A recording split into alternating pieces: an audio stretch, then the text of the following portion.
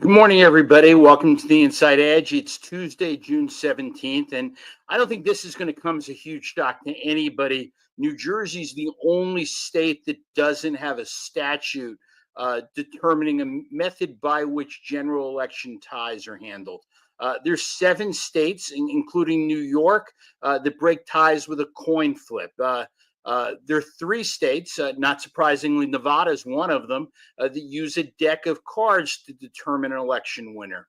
South Dakota once used a single hand of poker. Several states use straws to break a tie. Florida allows election officials to pick a game of chance. Once an election was decided when they filled a bag full of numbered ping pong balls, and the candidate who drew the highest number was certified as the winner. There was a city council race in Florida decided by a game of rock, paper, scissors. And when a state legislative race that would determine party control of the Virginia legislature ended in a tie in 2018, officials took a ceramic bowl, put the names of each candidate in it, and drew one. That person won. In Jersey, voters wait for a judge to figure things out. In fictional Pawnee, Indiana, fictional being the key here, the system to break a tie was that in the event of an exact tie, the seat is awarded to the male candidate and the female candidate is put in jail. In the reality of congressional redistricting in New Jersey after the 2020 census, the method used by the tiebreaker, former Supreme Court Justice John Wallace, was almost as dumb. He simply went with the party that lost the previous vote. Here's a real story. On the Thursday before the June 76 Democratic primary in a Bergen-Hudson district, Congressman Henry Helstoski was indicted by a federal grand jury.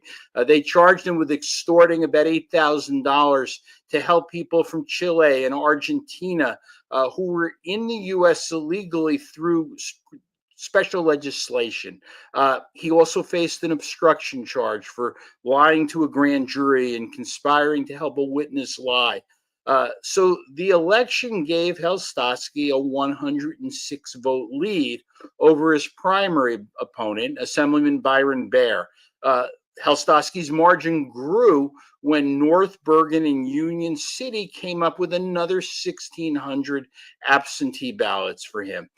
Baer went to court, but by August 11th, the matter was still unresolved. So both candidates agreed to a do-over election in the third week in September, and Helstoski, helped by Hudson County, beat Baer by 10 points. The turnout in that do-over election was 43% higher than it was in the June primary.